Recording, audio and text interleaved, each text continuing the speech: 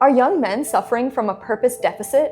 A man who doesn't have a leadership on himself, your woman or your friends or your partner or your kids will not trust you because you haven't found your objective, your North Star. Today's guest is Bharat Sachdeva, an educator, a coach, a speaker, an author, an endurance athlete. Today's episode covers what we've lost by letting go of rites of passage. There used to be an initiation for young men when they used to be sent out into the woods for a few days with limited supply of ration. And that makes a man of a boy. How a healthy masculine energy differs from a toxic one. A healthy masculine is a space of authority, accountability, responsibility, transparency, direction, command. On the flip side, the toxic masculinity is when I start doing something out of my ego or even hurting somebody who is not even equivalent to my strength, whether it's a child or a woman or another man, not worth of fighting. And how we're all far more connected to nature than any of us really think about. Plants, trees, birds, animal, that's Shakti. That's feminine. The rock, the mountain, that's a Shiva. Wow. Water is feminine, fluid. But both have to meet each other. Are young women way too much in their masculine energy? मैं boss babe भी हो सकती हूँ, मैं wifey भी हो सकती हूँ. समझ रहे हो? And how are these two coming to bears in modern dating and marriage? Being a CEO or entrepreneur, great, but do not forget your essence, what you were built for. All of this and more in today's Ask the Expert. When was the last time we really consciously touched ourselves? Hello and welcome to another episode of Ask the Expert. Today I am so pleased to be joined by Bharat Sachdeva. Welcome, Bharat. Thank you, Chandra. Pleased to be over here. Pleasure. You work with so many young men and women. Young men in particular are finding themselves more and more isolated, more and more lonely than they ever have been before. Why do you think that is, and what can we do to help young men, A, come out of their shell, and B, form healthy partnerships and relationships with the opposite gender? I think it's like you rightly said, it's an epidemic, and the way it's been coming out, especially in the big metro cities, is lack of being in a community, lack of being on a team, lack of a social bonding that elevates you, uplifts you. I think healthy community, healthy Social bonds, network, yeah. social networks are important where men and women can go out to discover. On the note of physical activity, we are probably the most inactive generation, I'd say, in human history. What role physical activity plays in obviously connecting with self, but also in being a secure man who is able to sustain a healthy relationship and a marriage or find a partner?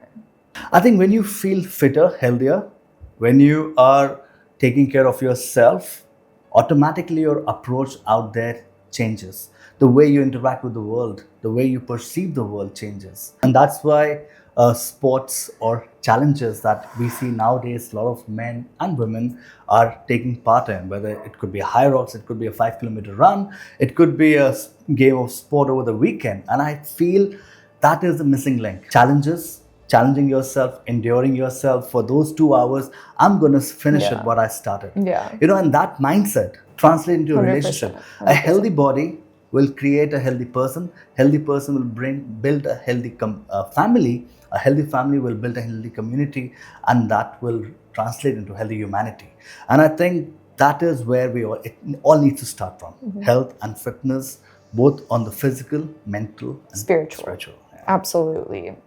Speaking of the olden times and the gatherings around the bonfire, one thing that we've really moved away from, especially for young men, while we're on the subject, is rites of passage. Can you tell me a bit more about how that is now harming the prospective love lives of these young men coming up today? Well, like you said, in old times, there used to be a tradition, initiation for young men. When they used to be sent out into the woods for a few days with limited supply of ration, with a few group of men owning responsibility, accountability. That's what that used to teach them. Being there for each other, responsibility for yourself and for your team. and how I can sustain myself with that limited supply, wherein my team also requires. So I think, again, coming back to the rites of passage, either you do it through a family tradition or you do it through a sports team. That's why the coaches and the teachers have such a vital role to play. When they initiate somebody into their team, into their group, that bond that it brings, where we Yeah. are meant for each other, we live and we die with that, what is meant Right. as a code for us. Such a crucial pillar of growing up. Something that everybody goes through that's hard and that makes a man of a boy, essentially. Now, I mean, there's nothing of the sort. So I would like to share a small example. I had undergone this wonderful training years ago in Hawaii, and it was a men's gathering. We just spoke about the rites of passage. A few years back, I was searching for something which was um, a deep calling for me. I need to find, where do I belong? What is my tribe? And that search took me to different places in India, different parts of the world, where I could spend time with those in that brotherhood tribe, understand the primal essence of what being a man is, what a healthy masculine and a toxic masculinity is, the difference. We went through a lot of tests as if I was just being inducted into an armed forces, especially when those men were standing, embodied their presence, their charisma, the way they spoke, the way they looked at you. And I felt for the first time that I was missing this, being seen by men of some caliber who had no names, no designation, no title, but their sheer presence and the way they commanded the respect and space was immense. And I felt, now here I am, here is where I belong. And that initiation changed me. Having an example of a strong, healthy, masculine energy, I think is so crucial and is also so lacking. What's the difference between a healthy masculine energy and toxic masculinity? A healthy masculine is something, a part of you, irrespective of the gender. It is a space of authority. It is a space of accountability, responsibility, transparency, direction, command, and I think without putting the other person down. It's the energy that uplifts one and all. On the flip side, the toxic masculinity is when I start chasing, doing something out of my ego. I start doing something to put the other person down, or even hurting somebody who is not even equivalent to my strength, whether it's a child or a woman or another man, not worth of fighting. Like, the masculine energy is not assigned to any particular gender. So talk to me more about the fluidity of these energies and how they impact people's dating lives. It's a polarity we all possess. It's just that we need to tap into it. We need to be a little more mindful and aware about that, and how we nurture it, how we carry it into our everyday life, whether it's a healthy feminine energy which a guy has within, of sharing compassion, intuition, nurturing. That's a healthy, whether man or a woman. And we need to know when to bring that part of us and when to bring the authority, command, masculinity, that ensure the work is done. But then the other side is checking in the environment, whether it's conducive, how we can make sure the best possible use of elements can happen. A lot of time I'm confined to one role, that this is me, but You're the man of the relationship. It's great, but at the same time, there are a part of you which can be cherished and needs to be celebrated. And I think what's so interesting is I've met a lot of couples for whom, for example, the woman embodies a very masculine energy. It's just her nature, right? And that's not to say she doesn't have feminine energy, but that it's more dominant. And I've noticed that in her partner, it's typical that her partner may veer more on the feminine energy side as a complement to her masculinity. And that is a very healthy combination. And what's most attractive to me in a guy, honestly, is like when a guy knows what context he needs to use which energy in, right? Yeah. There are moments where I really need softness in my partner. And what's important to me is that they are able to pick up on that. They're able to intuit my need, switch gears, turn off that solution-oriented problem solver, and be like, I'm here to listen. I'm not here to give you solutions, right? And that's like a very common problem, a common complaint of women. When you are teaming up as partners, as in a relationship or in a marriage, it is imperative to bring that part of you. A classic example is a mother. A mother is both acting in her feminine and her masculine with the kids, where she has to be a disciplinarian to ensure that. And she also has to be nurturing and nourishing and giving all the possibilities that for them to flourish and feel safe. I think inherently respect and love lies at the foundation. Yes. Whichever part of your Shiva and Shakti is coming in the forefront, yin and yang, it is something that has been there in our traditions, for so long, and we celebrate that, whether it's in the dance, music, that balancing has to be there. Otherwise, there will be no flavor. Nature is there, but nature also has some plants, trees, birds, animals. That's Shakti. That's the feminine. The rock, the mountain, that's the Shiva, and how we can carry that part of within us. Water is feminine, fluid. But both have to meet each other. That's so Through all the thick and thin, the women is cyclic in nature. The 28.5 days of women's cycle. A man's cycle is different. 24 hours. So exactly. By the day end, we are in that state of reset. But morning sun, solar and lunar, and how both the things complement each other beautifully. If I'm running away from it, if I'm negating it, it will keep hovering on me. But if I'm embracing it, accepting it the way it is, in its own beauty, I will cherish it. Yeah, wow, so beautifully put.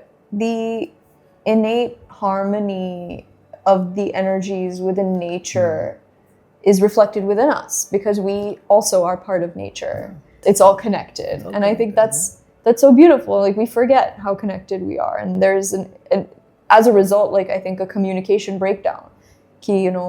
Why are you not understanding me? Between men and women, but between partners, right? And also one has to realize and understand, in life, we were not the same people we were 5 years back. We have changed, we have evolved. Same in the relationship. When you're coming together, don't expect it to be the same it was then. You were like this then, I don't see the same person in you. Things are changing, constantly evolving. In nature, things are not the same. Ever. It's always constantly changing. That's a law of nature. And the same way as a person, I will be seeing my partner in a different avatar, in a different place, in a different space, in a different headspace, in that 24 hours. So forget about 5 years down the line, things will change. We need to be ready to evolve. Speaking of coming back to self and understanding our purpose as a way of being a good partner, can you speak a little bit to the fact that so many folks nowadays lack a clear objective in their life and are therefore unable to show up as a true, fulfilled partner in a relationship? If anything, for a man, as a man, my first and foremost thing is to find my purpose and live that purpose. And if I don't find my purpose, somebody else will make use of me through their purpose. So it's imperative to check in, go back to the basic, we all have a purpose. We all have a dharma. Dharma is a purpose, living your duty, what is duty. And if that one thing can be understood, realized, and offered through their friends, parents, things will change. Yeah, and I think about this all the time. Like, what is the danger of dating someone, like, speaking from my perspective, dating a man who hasn't found their purpose or is a bit aimless, lacks that focused clarity in life. As a man, I'm not able to deliver that kind of stability and security that's expected of me, or even that I want to give you, because I don't have it yet. It's a leadership. A man who doesn't have a leadership on himself, forget your woman or your friends or your partner or your kids will not trust you because you haven't led yourself. You haven't found your objective, your North Star. You may charm, manipulate, show something short term, But would it really sustain? You mean attraction is there, fine, you have some, riches offered to you by somebody or something. But what is yours? She wants to meet you eventually. She won't Yeah. be seeing all those things, which you are Right. toys that you are playing For sure. with. And that is where the real test of relationship happens. What is the crisis for modern women? I think similar to how guys have lost their, need to find their purpose, discover themselves. Similarly, women, the inner nature of the women, a feminine, is of creation. We're creators. Creators, whether through a content, whether through a life, whether through a business, anything. And just giving that energy when you have lost that touch, authentic touch, like how we spoke about toxic masculinity and so there's a toxic feminine too, of jealousy, of putting somebody down. Those qualities, when they're not directed, when they're not about creativity, you cannot show up in that space and expect a healthy masculine to walk into your life to offer you. In modern day, women have obviously excelled in professional spaces. Take my example, right? If I spend so much of my day embodying the masculine, that tends to either attract very feminine men or it deters other masculine men because they may be seeking a more feminine energy. Yeah. How do I manage that situation? I think firstly, what women have accomplished, with the way trends are today, it should not be seen as competition. It should be seen as something that complements both the sides, At the same time, because of the cyclic nature of feminine, cyclic nature of women, she is not supposed to be working at that gear just like the guy is supposed to be doing. Okay. Because That's not about competition. Even with half of that work, with half of that energy, she can definitely do much more than what the guy can do. Yeah. So yeah, of course, being a boss, being a CEO or entrepreneur, great, but do not forget your essence, what you were built for, what you were built with. That inbuilt quality as a feminine is something priceless, which should not get lost. And that is the offering, that is a gift that a masculine seeks. Right. No, it's very tough. Being really mindful of retaining your connection with all aspects of yourself. And I love what you said about the cyclical nature of women, because there are literally times in a woman's cycle where you are peaking testosterone, where you are super alert, super go-getter, follicular phase, you're supposed to be doing that, Exactly. And then in your luteal phase, coming down, progesterone becomes more dominant, estrogen, all of your hormones cycle in such a way where you're not supposed to operate at the same level every single day of your cycle. Absolutely. And it's really hard to reconcile that with our own expectations from ourselves and the way our world and society is set up. Like if you want to deliver in the workplace, the person who can deliver every day versus the person who can deliver 14 days out of 28, the former is going to succeed, So I'm just always thinking about how society is not set up in recognition of the complexity, the nuance, and like the cyclical nature of women. It's built for men. The world is built for men. And we have just kind of fit ourselves into it. But I think, Chandra, the answer lies in going back to the basics. Again, having aspirations, dreams, accomplishing, all that's those things not inherently bad. Have to be there. It's something for your own self-worth. At the same time, not to lose that basic. Go back to those communities, those women's circles, gatherings, where you can come together. Then from that space of owning your feminine energy, approaching a guy, approaching a man, where we can come together for a union, we can come together to sit together, even to walk, even into engagement through a conversation, through a cup of tea, or even touch, presence. That's something I want to offer to my feminine. When I see her in her beautiful blooming avatar, keeping aside her accomplishment, keeping aside all that glory that she has fought, I don't want that battles to come with her. I want her to be kept away. I want to see the energy, the women, the feminine that I want to celebrate. And I can only celebrate that when she has emptied that part of her come as a whole. Yeah. So when it comes to like going on a date, like if supposing I'm going to see somebody, right? I try कि अगर मैं office की बात जा रही हूँ, take some time to switch off, जिससे मुझे लगे कि हाँ, मतलब मैं बॉस बेब भी हो सकती हूँ, मैं वाइफी भी हो सकती हूँ, समझ रहे हो? तो मुझे थोड़ा सा वाइफी वाले अवतार में जाके उनसे मिलना है. फिर बाद में बॉस बेब तो बनूंगी, that's a given. But it's about like how you show up for people. How you show up. Especially initially when you're like first dating. So interesting. Beautifully So expressed. I like that whole experience of Yeah.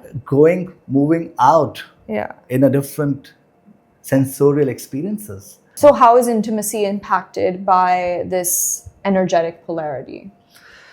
I think we are sensorial beings. We are physical beings, and intimacy, it plays a huge part in our expression, Yes. Today, because of the distance, whether in a physical proximity or in a digital world, it has changed its essence.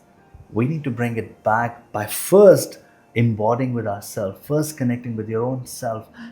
When was the last time we really consciously touched ourselves, whether through breath work, whether through touch, whether through movement? And only then can I open myself those energy cords rather than taking a stimulant or popping in a pill and just feeling alive.